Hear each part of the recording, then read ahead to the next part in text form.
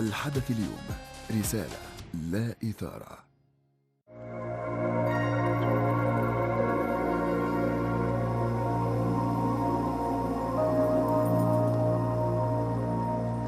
علشان اسكندرية قريبة لقلب أهلها، انت كمان لازم تكون في قلبها. في جراند فيو سموحة، مكانك في قلب اسكندرية، فيه بيت بأحلى فيو، راحة، لعب، أمان، شقق سكنية ومحلات تجارية بمقدم 5% وتقسيط لحد 8 سنين. جراند فيو سموحة، أقرب مكان لقلب اسكندرية. واستنوا مشروعات جديدة قريب من شركة الإسكندرية للاستثمارات والتنمية العمرانية.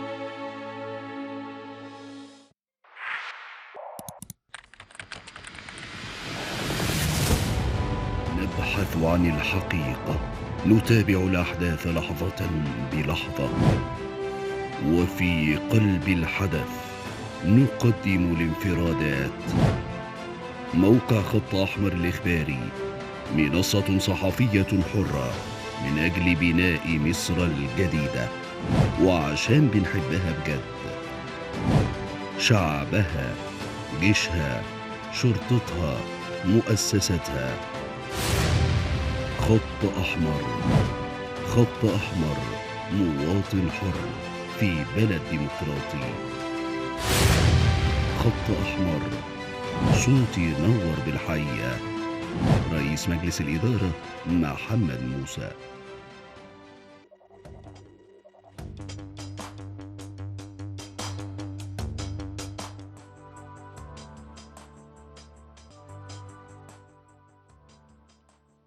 يا مساء الخير عليكم مشاهدينا في حلقة جديدة من برنامجكم هي وهم في رمضان. حلقتنا النهاردة هتكون مع نجمة من ألمع نجوم الدراما، عملت أدوار مختلفة عن بعض، وده في الحقيقة بيميزها عن ناس كتير من أبناء جيلها. خلونا نرحب بنجمة هي وهم النهاردة، الفنانة إيمان مسعود. أهلا بيكي ونورتيني، وكل سنة وانت طيبة. وانت طيبة يا حبيبتي، أهلا بيكي. أستاذة إيمان، الفقرة الأولى هتكون عبارة عن سؤال وجواب، جاهزة للأسئلة؟ إن شاء الله. أول سؤال، كلمينا عن أهم طقوس رمضان بالنسبة للفنانة إيمان مسعود. والله زمان ولا دلوقتي؟ الاتنين. زمان طبعا بقى عند أنا جدتي بيت العيلة، بنبقى بقى كلنا وحد بيعمل الكنافة وحد بيحط الخشاف وحد يعني انت عارفة بقى بالظبط لمة العيلة. دلوقتي الحقيقة أنا بقالي كام سنة كده وقت الفطار بفطر فطار النهار، يعني جبنه ونسكافيه مثلا كده، ومثلا على 10 11 اكل، والسحور حاجه خفيفه. يعني مش عارفه، حسيت انه شويه صحي اكتر، اني أكتر. ابدا كده بحاجات خفيفه. الا لو اتعزمت بره طبعا ما بعملش كده، باكل. اول ما بتصحي من النوم في شهر رمضان، ايه اهم حاجه واول حاجه بتفتحي عينك عليها؟ الصلاه طبعا، في شهر رمضان او غير رمضان. الفنانه ايمان مسعود، ايه اهم ميزه اتعلمتها من والدتها وبتطبقها لحد النهارده؟ اني اكون حقانيه. يعني الحق، الرحمه. يعني طول عمرنا مثلا لو عندنا ناس في البيت بيساعدونا او كده، دايما كلمه ماما يعني القلب على القلب رحمه، وايد على ايد تساعد، ومش عشان عندكم حد قوموا اتحركوا. يعني ده انا بحاول ازرعه في بنتي طبعا، يعني والنظام طبعا، بس مش هوصل لنصها لان ماما بزياده شويه. لما بتكوني فاضيه بتشغلي وقتك ازاي؟ بتفرج على افلام، بقرا. انا بحب القرايه لان ماما وبابا بيقروا، عملوا ده فينا، خلونا كده. بقعد مع بنوتي، بحاول العب الالعاب اللي بتلعبها مع اصحابها، يعني بيجيبوا حاجات كده. طبعا ما اعرفش، حاجات زي الكوتشينه واونو والحاجات دي، بنقعد نلعب بوصل لدماغها يعني على قد ما بقدر. والحاجات التانية بقى اللي هي بتاعت ايه اكتر حاجه حريصه تعلميها لبنتك او طول الوقت بتلفتي نظرها ليها؟ الحرام والحلال طبعا. طبعا بكل اشكاله بقى، مع اصحابها في الحياه، في الامانه، في المذاكره، في الحوار، في دي نفس اللي اهلي زرعوه فيا. بتتابعي مين كل سنه في الفنانين او بتستنيه او بتستنيها؟ على حسب لما بشوف الإعلانات من بتاعت الزملاء. الحاجة من الزملاء. والله أنا أي حد بتابعه لو العمل حلو، مم. أي حد. طب ايه الفرق بين فنانين جيلك والجيل الحالي بصراحة من غير تفكير؟ يعني مش عارفة، يعني هو مش حكاية جيل، هي مم. مش جيل، هي حكاية إمكانيات و... وإذا كان في ناس ليها زي ما بيتقال شلالية أو صحاب أو كده، دي بتبقى موجودة. يعني حاسة إنها يمكن دي اللي موجودة زيادة شوية الفترة دي. ودي مأثرة على الدراما في وقتنا ما كانش مأثر على الدراما، إن في ناس كتير قاعدة مش بتشتغل، وفي ناس كتير ما شاء الله بتشتغل. ايه؟ عندك زمايل كتير قاعدين في البيت ما طبعا بيشتغلوش؟ طبعا. بتتكلموا؟ لا نادرا، بس لما بنتقابل او كده في مكان يعني بنقول ليه الحاله اللي احنا فيها، ليه في مش الكل حزن، بيشتغل. في حزن. اكيد اكيد طبعا. الفنانة إيمان مسعود لو ما كانتش ممثلة كانت تحب تكون ايه؟ دكتوره نفسيه. اشمعنى؟ ما اعرفش، بحب قوي، حتى اعلى الدرجات اللي كنت بجيبها في المدرسه كانت في علم النفس والمواد الفلسفيه وكده. بحب. عشان عملتي الدور ده في حكايات بنات؟ بس انا من قبل وانا بحب ده. عملته في حكايه بنات فعلا. بتعرفي تقري شخصية الناس بسهولة؟ نوعا ما. مم. وبحب اي حد متضايق او تعبان اقعد اتكلم معاه، يعني طب زعلان ليه، زعلانه ليه، في ايه مضايقك. بحب ده من وانا طفله يعني. بما انك بقى بتحبي علم النفس، عندك الجرأة تقولي مين اكتر واحدة ممثلة موجودة على الساحة بانتشار رغم انها لا تصلح للتمثيل؟ اه مين؟ لا طبعا مش هقول. ادينا لا مواصفاتها، طبعا مش هنقول اسماء.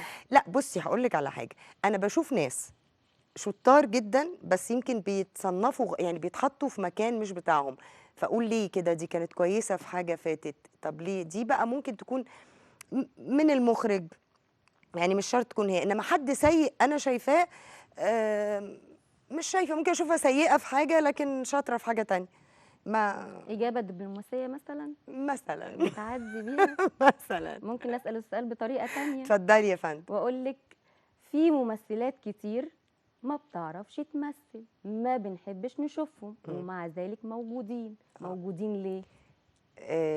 ما هو ده اللي بقولك عليه بقى. يمكن موضوع الشلالية دي، ان ناس بيبقى هي صديقتهم مش عايزين يزعلوها، بيضطروا يجيبوها عشان الصحوبية اللي بينهم. عايزه عشان تقولي ما يعني اعرفش. ان في بعض المسلسلات بيجاملوا زمايلهم وما بيجيبوش ناس موهوبين؟ وممكن تكون مش مقصودة، الله اعلم. ممكن انا صاحبتي اكيد هفكر في صاحبتي اقرب ليا من اي حد تاني، بس هو الصح ان انا ممكن اجيب صاحبتي في حاجة وغير صاحبتي في حاجة تانية، هبقى عملت الحاجتين يعني. هو التمثيل اي حد يقدر يمثل؟ لا طبعا، مش بس أي الفترة دي بقى في ناس كتير بتمثل. شفتي بقى، ديك قلت كلمه الحق. ما انا قلت كلمة حق بس مش هقول لك اسماء. الفنانه امان مسعود طموحها واصل لحد فين في الفن؟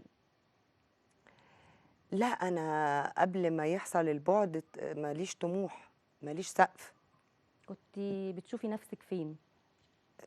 في كل حاجة. انا عملت حاجات كتير قوي، كل الادوار تقريبا عملتها يعني في الدراما. ايه الدور اللي نفسك تمثليه، او لما شفتي مثلا دور معين حد بيقدمه قلتي انا كان نفسي اعمل الدور ده؟ حاجة بس قديمة شوية لان انا بعشقها. ايه؟ المرأة المجهولة.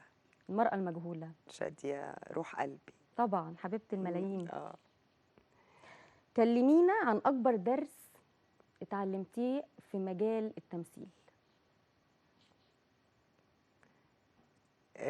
دوام الحال من المحال، هو ده الدرس. انا حاساكي من جواكي متضايقه. طبعا يا أميرة متضايقة، طبعا متضايقة. أنا قاعدة 10 سنين في البيت وما كنتش بقعد في البيت. ظلم ليكي كبير، ظلم لموهبتك. أكيد. مين اللي حكم عليها بده؟ الله أعلم، مجموعة حاجات، ظروف، على جايز أشخاص مش عايزيني، لكن ما أعرفش مين بعينه. بس أكيد وقع عليا ظلم وأكيد تعبني طبعا. ليه ما فكرتيش تعملي لايف او فيديو زي ما بعض الفنانات اللي قاعدين وبيعانوا من نفس المشكله على السوشيال ميديا طلعوا واتكلموا وقالوا احنا قاعدين وما بنشتغلش؟ ليه ما عملتيش كده وبتشوفيهم ازاي؟ لا بشوفهم مظلومين طبعا وتعبانين وبيعملوا ده، بس انا بيصعبوا دي عليكي وبيصعب عليكي نفسك. طبعا طبعا. دي قدرات انا ما اقدرش اعمل ده، يعني ما اعرفش. لا تاريخ بابا الله يرحمه ولا الله تاريخي يرحمه. يخليني اعمل ده. لازم انتوا تبقوا شايفيني برضو، لان انا بعمل بجامل وببعت رسائل في الاعياد وممكن اكلم حد. الحاجات دي اصلا ما كنتش بعملها، بس بقيت بعملها، بقيت بهتم اني اعملها ومفيش صدى. تفتكري الدراما المصريه مستهدفه ان يبقى كل الموهوبين والناس اللي عندهم تاريخ ما يشتغلوش ويجيبوا ناس ما لهمش علاقه بالمهنه؟ تفتكري ده؟ لا يعني ما اعتقدش. اعتقد ان زي ما بقولك الضوء على ناس معينه، طبعا فيهم موهوبين جدا واحسن مني، بس يعني لازم انتوا وغيركوا تشتغلوا. مم. ده لازم. مم. ما ينفعش ان حد يكون ما في ناس اعتقدش كتير مقصوده يعني. موجوده مش نقابيين خالص وبيشتغلوا، اه وناس نقابيين قاعدين في البيت. دي حاجه بتضايقني. يشتغلوا بس النقابيين الاول. امم اشتغلوا جدا واجانب وكل حاجه، مش لازم مصريات ومش ما لازم، بس بعتيش رقم 2 لازم يكونوا، علشان في حد اولى. ما رحتيش النقابه وتقدمي شكوتك؟ لا ما قدمتش شكوتي، بس ده حقك. دكتور اشرف اتكلم في برنامج قريب، كان هو واستاذ جمال عدل، ان ده حق وهيجتهدوا. دكتور اشرف يعني هيجتهد انه يركز في ده، ان النقابيين لازم يشتغلوا الاول وكده، وان شاء الله انا مستنيه ده. استاذ اشرف لو شافك دلوقتي تقولي له ايه؟ اقول له اعمل يا دكتور اللي انت قلت عليه ان شاء الله، المبادره بتاعت انه يركز جدا بقى في الناس اللي مش بتشتغل، النقابيين اللي مش بيشتغلوا، وانا مستنيه ده، لان احنا يعني عارفين دكتور اشرف ما فيش حاجه فعلا قالها وما عملهاش، ربنا يخليه لنا يعني. بيفرق معاكي حجم الدور، سواء دور كبير او دور صغير؟ ما بيفرقش معاكي، بيفرق معاكي الرساله اكتر؟ بالظبط، دور مؤثر، دور هيسيب علامه، دور كويس، دور مختلف، انما ال الكم ما بيفرقش معايا، الكيف يعني. بما انك في هي وهم، أيوة. بتشوفي مين اللي مظلوم في المجتمع المصري ومش واخد حقه، الراجل ولا الست؟ هنا بيحصل ظلم وهنا بيحصل ظلم. الاتنين مظلومين؟ لا، هنا بيقع عليها ظلم وهنا بيقع عليه ظلم، مفيش حد اعلى من التاني في الظلم. يعني دي مواقف بيتعرض لها النفس البشريه، مش مهم راجل او ست. هي ليها حاجات تاخد فيها حقوقها دلوقتي كمان تحديدا. الست بقى ليها حقوق غير زمان خالص يعني، وهو ليه حاجات بياخد فيها حقوق. ايه رأيك كمرأة في بعض الإعلاميات اللي قسموا الأسرة لشقين، شق مع الراجل ومؤيد ليه، وشق مع المرأة ومؤيد ليها؟ مش بتشوفي كويس. دول ايه؟ لا مضايقني طبعا، مضايقني. اشوف ايه المشكله ومنين واتناقش فيها، ومين الغلطان ست او راجل، واعرض المشكله واتكلم فيها. انما انا انحاز للرجل ويبقى برنامجي كله عن الرجل وهمش الست والعكس، لا طبعا شيء مش كويس خالص يعني. حضرتك بتقولي انا كان نفسي ابقى دكتور نفساني. ايوه. طيب ليه دايما مفيش حيادية عند بعض المذيعات؟ بتشوفي بعينك بقى اللي بتقرا النفسيات، الستات دول بيطلعوا يتكلموا علشان الترند ولا من وحي تجارب واقعية في حياتهم الشخصية؟ لا اعتقد عشان الترند. عشان الترند اعتقد يعني اصل ما ينفعش ان انا ادخل حياتي الشخصيه للعامه، ان انا افرض عليهم كلهم يعاملوا الراجل ازاي او يعامل الست ازاي عشان انا تعرضت لمواقف شخصيه. ما هو ده ما ينفعش. المذيعه لازم تكون حياديه اصلا. بتستفيدي اي حاجه من الناس دي حتى لو بكلمه تعمليها في حياتك؟ بصي انا دايما باخد العسل من السم، بس انا في المواضيع دي ما لقيتش اي عسل الحقيقه يعني. انا شايفه مشاكل بتحصل وانا بيزودوا نسبه الطلاق. زيرو مشاكل، انا ما بحبش المشاكل اصلا. لو حصلت بقف وببقى يعني بسد في المشاكل جامد، بس ما بحبش ابدا مشاكل. لا انا شايفه ان هم بيعملوا مشاكل طبعا، ده مش كويس. شايفه ان هم عملوا خلل في المجتمع المصري بنسبه كبيره. ايه الفرق ما بينهم وما بين مذيعات زمان؟ لا لا، مذيعات زمان زي ما بقول لسيادتك كده كان في حياديه، وفي بتعرض المشاكل وبتتكلم مين غلطان مين مش غلطان سواء راجل او ست.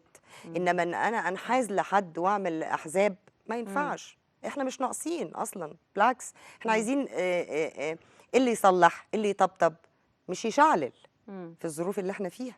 صحيح. ودلوقتي هنروح لفقره مشاهد في حياه النجوم، لكن بعد هذا الفاصل.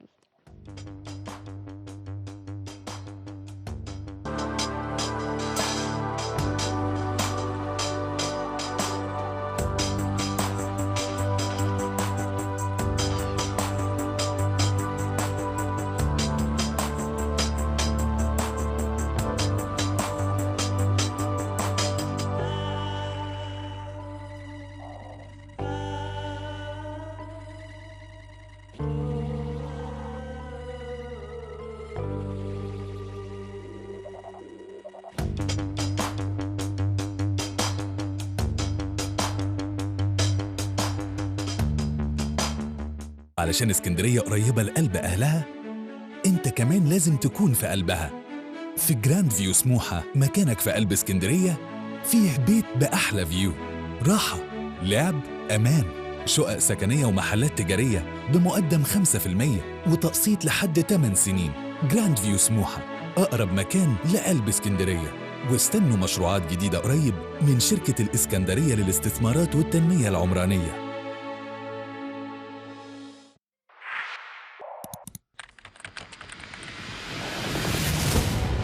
نبحث عن الحقيقة، نتابع الأحداث لحظة بلحظة، وفي قلب الحدث نقدم الانفرادات. موقع خط أحمر الإخباري، منصة صحفية حرة من أجل بناء مصر الجديدة، وعشان بنحبها بجد. شعبها، جيشها، شرطتها، مؤسستها. خط أحمر، خط أحمر، مواطن حر في بلد ديمقراطي. خط أحمر، صوتي ينور بالحية. رئيس مجلس الإدارة محمد موسى.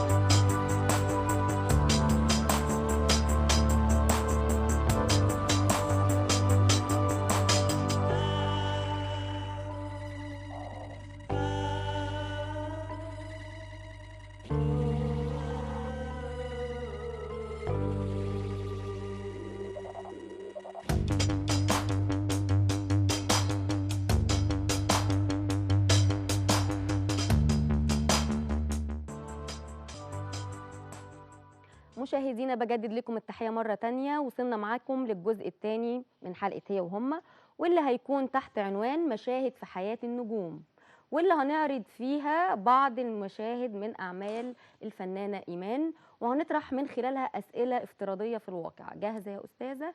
جاهزة يا فندم. تعالي نشوف أول مشهد معانا. 50 جنيه يا لهوي، انت بتقولي ايه؟ ما هو انا يا ماما مش اقل من اي حد، وعايزه اطلع رحله الكليه مع اصحابي. يا حبيبتي طيب ما تقوليش كده بقى قدام ابوكي، وانا بقى لما اشوف الست نور انا هتصرف. وليه نور يا ماما ليه؟ نور خاف كده؟ انت اتجننتي؟ عزيزه ايوه استهاني. وحياتك ما تنسيش السوتيه والفيليه المشوي بتاع يوسف. حاضر. مش عايزه مشكله امبارح تتكرر. حاضر. ما عنديش اعصاب. زي كده مش ناقصك حاجه؟ انا يا دوب اوصل لزينات. ها طب لو يوسف بيه بقى اتصل قولي له هعدي عليه وانا راجعه. حاضر.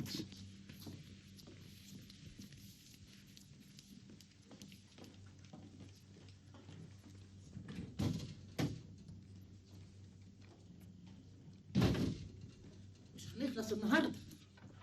ايه يا ماما، انت بتكلمي نفسك ولا ايه؟ لبنى لبنى؟ مالها لبنى؟ بيقولوا راجعه من لندن النهارده. تاني؟ ما كنا ارتحنا من دوشتها. عيب يا بنتي، احنا مالنا؟ اصل لبنى دي خميره عكنانه، اذا كانت هي ولا امها. يا بنتي عيب، ما يصحش الكلام بتقوليه ده. هتفضلي طول عمرك تخافي منهم. انا خايفه على لقمه عيشنا يا بنتي. امتى بقى اتخرج ونخلص من الشغلانه دي؟ ربنا يهديك يا بنتي.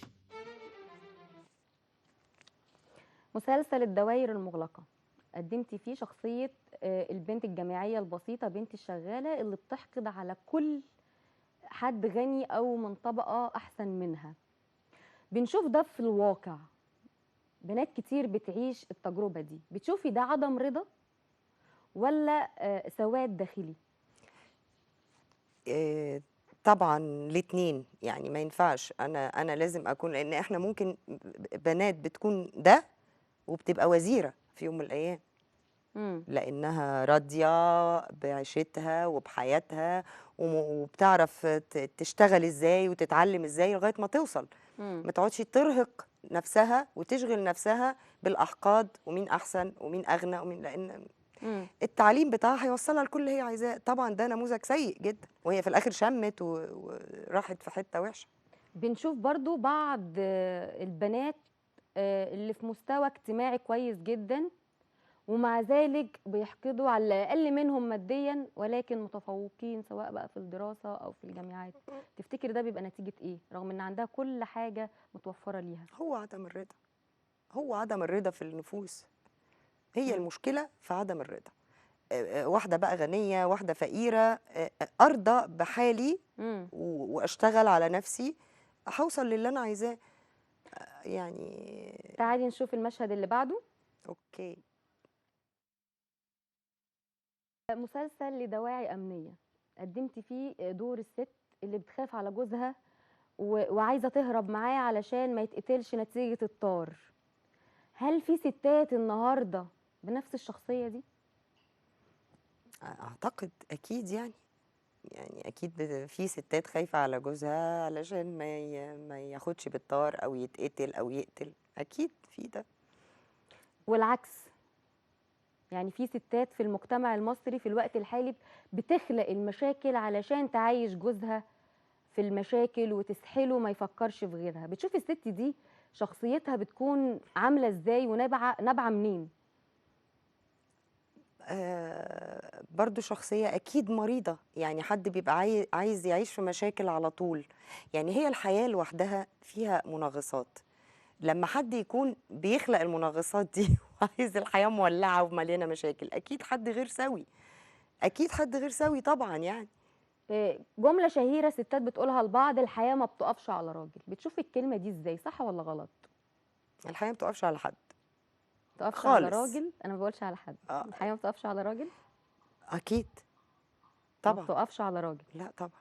طب تعالي نشوف المشهد اللي بعده.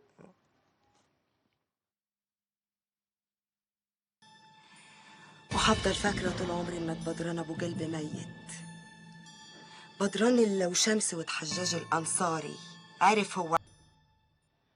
مسلسل شمس الأنصاري عكس الشخصية اللي قدمتيها في المسلسل اللي قبله. وفي كمان إنها بتبتز جوزها. في الوقت الحالي في ستات كتير جدا بيعملوا نفس اللي هي بتعمله. تفتكري ليه؟ هو ده بس عشان اوضح لك، جوزها كان معذبها، يعني معيشها في عذاب وهي الوحيده اللي عارفه سره. فالمفروض بقى يراضيها يعني يراضيها. معيشها في عذاب، بخل، اهانه، ضرب، مش جايب لها الميه، يعني معذبها. الست ممكن توصل انها تهدد جوزها وتوصله ان يقتل حد وتخلص منه لمجرد ان بخيل او بيضربها. لا متهيألي تخلص، يعني تتطلق، تخلع، تعمل اي حاجه، بس مفيش داعي للمشاكل والجرائم. بس دي هي اتسمعت، هي ما راحتش قالت عليه. يعني الدور ده هي بتهدد بس. عايزه تقولي ان بعض الستات ممكن تعمل ده نتيجه ان تعرف حاجه عن جوزها لمجرد ان بخيل وتفضل تبتزوا بيها وتساوموا عليها؟ اكيد في. تشوفيها ازاي الست دي؟ ذكيه ولا غبيه؟ غبيه. ليه؟ عايشه في صراع على طول. يعني الحل ايه بقى؟ يا توصل لحل سلمي يا تسيبه. يسيبوا الحياه مع بعض، ما يقعدش حد على طول مهدد يعني وحد بيبتز ليه. تعالي نشوف المشهد اللي بعده.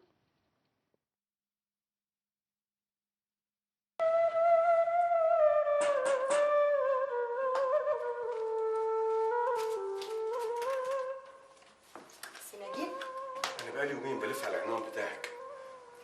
العموم تشكر. أنا عايز أصلح الوضع اللي حصل وترجع المحل تاني. ارجع؟ أنا هسيب لك 40 جنيه ترديهم للمعلم شحاتة. اردهم له ده ايه؟ لا انا كنت خدتهم عشان اردهم له. لو انت راخر فاكرني حراميه. أنا قصدي يعني علشان ما يبقالوش حجة. حجة ايه؟ ده راجل ناقص، وانا لما اموت من الجوع كده وما الاقيش اكل ما ارجعش المحل بتاعه ولا خط الشارع اللي هو فيه. زي ما عجبك. أنا هسيب لك 10 جنيه تمشي بيهم حالك لحد ما تلاقي شغل. سيب لي 10 جنيه ده ايه؟ انا ما باخدش احسن من حد ولا هتجبي عليا. في ايه يا بنت يا مسعده بتزعقي كده ليه؟ ومين الجدع ده؟ ده سينجيب يما اللي كان شغال معانا في المحل. احنا مش عايزين المحل ولا سيرته ولا حد منه كمان، كفايه اللي جرالنا من وراه. أنا عايز أقول ما تقولش حاجه، ابعدوا عنا بقى، فضحتنا بقت بجلال. مسلسل الإمام المراغي، فين الدراما الدينية التاريخية؟ ليه ما بقناش نشوفها؟ ايه اللي حصل؟ مش عارفه، دي وحشاني على فكره. وحشاكي، كنت لسه هسألك. كلميني عن إحساسك وانتي بتمثلي المسلسل ده. هو ده طبعا يعتبر نص ونص، يعني الجزء بتاع الناس اللي من الازهر حاجه، واحنا الناس ولاد البلد بقى اللي في السوق وكده. المشهد ده كان اللي جاي يتقدم لها ده لان هو اللي سرق جوزها، هو اللي سرق واتهموها ومشوها من الشغل. حتى هو في اخر مشهد بيقول لها سامحيني على قولي سامحتك على اللي اعرفه واللي ما اعرفوش. هو اللي سرق وعاشت معاه وهي مش عارفه انه هو اللي عامل كده. عايزه لما ترجعي تمثلي حاجه دينيه؟ ممكن طبعا. بقالنا كام سنه تقريبا ما بنشوفش مسلسلات دينيه في مصر. كتير قوي، ودي حاجه مضايقاني فعلا، مضايقه ناس كتير. يعني لازم نرجع بحاجه تقيله كده زي حاجات زمان. كانت بتميزنا الدراما الدينيه والاسلاميه والتاريخيه. طبعا مصر مشهوره بده اصلا. ما بقاش فيه ده ويتعمل صح، يعني يا ما يتعمل صح كده زي زمان. محمد يا رسول الله عليه الصلاه والسلام. في حاجات طبعا بتعمل. زي ايه مثلا؟ مش هقول اسماء يا ميرو، مش هقول اسماء. ما توقعينيش. المهم مش صح وخلاص يعني. طب قديمه ولا جديده؟ يعني بقالها قد ايه مثلا؟ رمضان اللي فات، مش هنتكلم عن رمضان ده لان لسه بقوا بيعملوا كرتون، بقوا بيعملوا الحاجات الدينيه كرتون. انا بقعد اتفرج على الحاجات الكرتون ده بجد. ضد الكرتون؟ مش ضده والله، بس يبقى فيه ده وفيه ده يا جماعه، لازم دم ولحم للاطفال وللكبار. بالظبط. طب تعالي نشوف المشهد اللي بعده. يلا.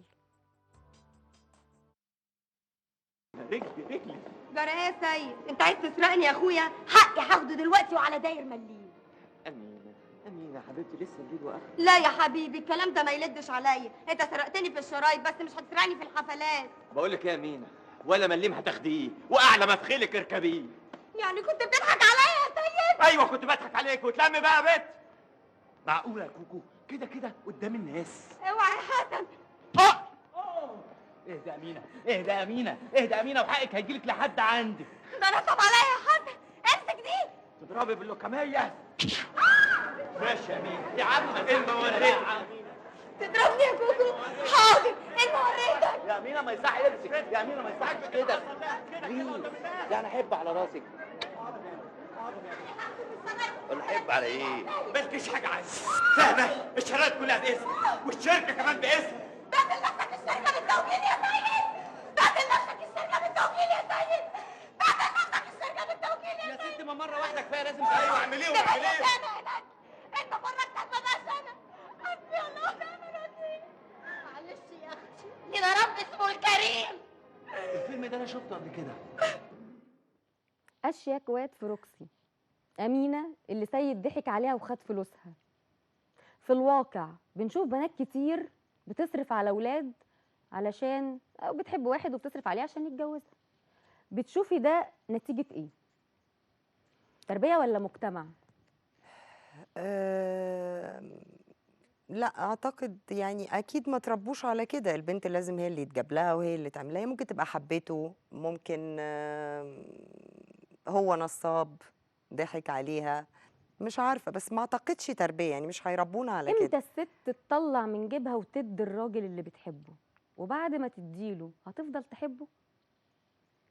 ممكن لو واقفه جنبه في حاجه وهيرجعها، هتساعده في موقف، في ازمه تعرض لها، انما تقعد تصرف عليه كده في الحياه، لا اكيد يعني مش صح. امم لو في بنت بتعمل كده تقول لها ايه؟ هقول لها اوعي تعملي كده، علشان انتي حاجه كبيره وغاليه، وانتي اللي يتجابلك وانتي اللي يتصرف عليكي يعني بنقلب كده الموازين، ما ينفعش. انما جوزي في ازمه اقف جنبه ويرجع لي حاجتي تاني. ده في حاله انها تبقى متجوزه، لكن بالظبط. قبل الجواز لا طبعا لا يجوز. طبعا لا يجوزين. ده الفيلم الوحيد اللي انت عملتيه، ليه ما كملتيش في السينما وركزتي في الدراما بس؟ اتعرض عليا حاجات وما حصلش، بلاقي ناس تانية اللي بتعملها. ما وفي حاجات بتكملش ولا انت اللي بترفضي؟ لا، في حاجات رفضتها، حاجات فيها إغراء صريح، وأنا ماليش في الكلام ده خالص يعني، من بداياتي ولغاية ما أخلص ماليش في ده. بحب الحاجات الرمزية، ممكن أعمل حاجة فيها إغراء بس زي زمان، الستارة، الشباك، حاجات اللطيفة دي بالظبط اللي نقدر نتفرج عليها. اللي أي بيت يقدر يشوفها عادي وما يبقاش مكسوف عشان ولاده قاعدين أو كده زي زمان. إنما أنا اتعرض عليا حاجات إغراء صريح فرفضته طبعا طبعا. الفنانة إيمان مسعود لو كانت قدمت تنازلات كان زمانها دلوقتي في حتة تانية؟ مش عارفة، يمكن. اتساومتي؟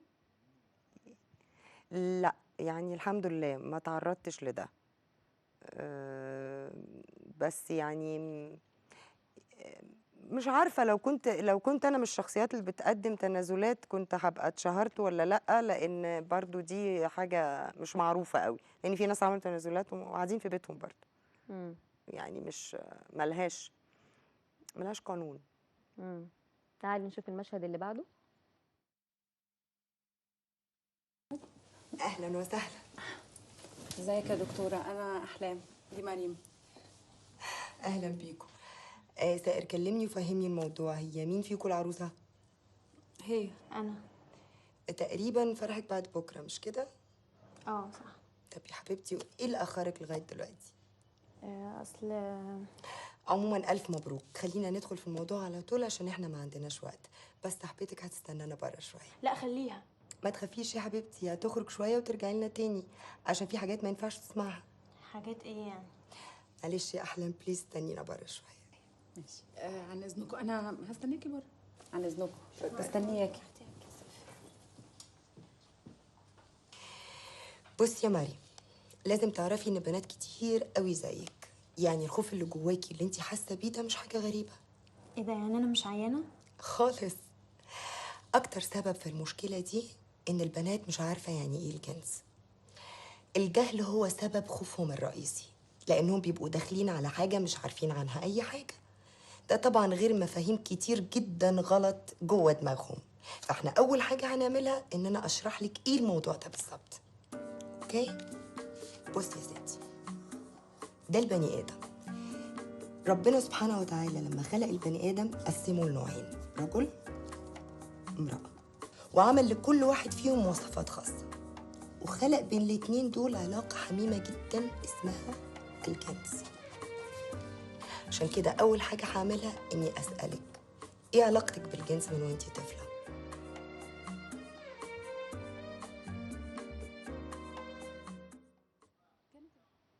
عملتي في مسلسل حكايات بنات دور صغير طالعه فيه دكتوره، لما اتعرض عليكي الدور ما قلتيش لا علشان الدور صغير، ولا انت كنت شايفه فيه رساله؟ كنت شايفه فيه رساله طبعا. ولا علشان انت كان نفسك تبقي دكتوره نفسيه؟ لا يعني ممكن ده وده طبعا، بس يعني انا ما عنديش حته دور صغير ودور كبير، بس لقيته مختلف. وطبعا حسين شوكت مخرج بالنسبه لي مميز جدا يعني. وسبحان الله يا أميرة، عايزة أقول لك أنا ده أقل مشهد عملته في عمري. يعني فعلا. مش قادرة أقول لك اتشاف قد إيه، وكمية البشر اللي كلموني مشهد. سبحان الله. بس في رسالة. بالظبط، حسيت إن أنا كنت صح، يعني إن أنا عملته كنت صح، حسيت المشهد قوي. وانتي بتقري المشهد ايه الرسالة اللي جت في بالك هتقدميها للناس؟ حتة إن بنات كتير قوي بيخافوا فعلا من الجواز. يعني بيبقوا كتير، دي حقيقة كتير. ويحسوا ان هم داخلين على مجهول وحاجه مرعبه وحاجه، فلقيت الكلام حتى اللي في السكريبت حلو، بيوصل مسج بالظبط معينة. بالظبط. الفنانة إيمان مسعود لو هتوجه رسالة بالنيابة عنها وعن زمايلها اللي قاعدين من غير شغل، تقول ايه؟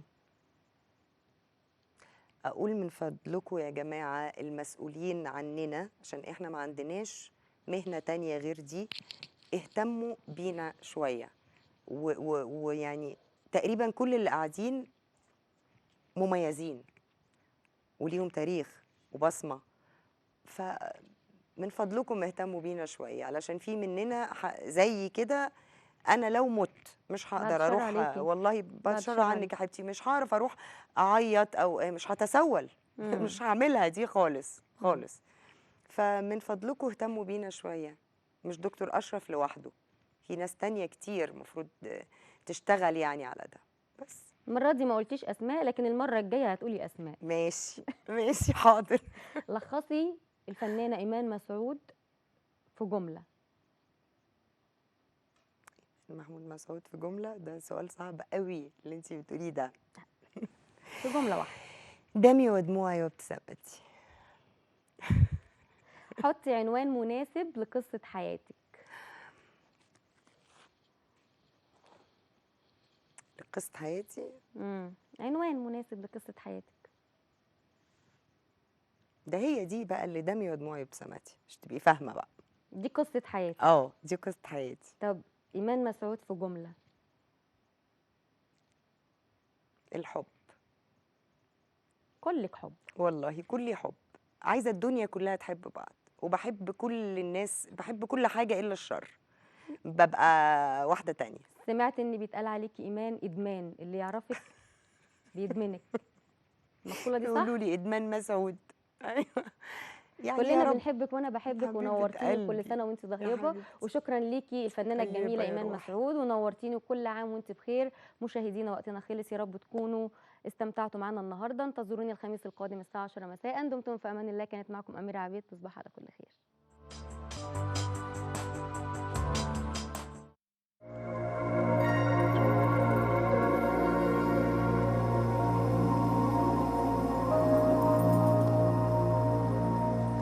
علشان اسكندرية قريبة لقلب أهلها، أنت كمان لازم تكون في قلبها. في جراند فيو سموحة، مكانك في قلب اسكندرية، فيه بيت بأحلى فيو، راحة، لعب، أمان، شقق سكنية ومحلات تجارية بمقدم 5% وتقسيط لحد 8 سنين. جراند فيو سموحة، أقرب مكان لقلب اسكندرية. واستنوا مشروعات جديدة قريب من شركة الإسكندرية للاستثمارات والتنمية العمرانية.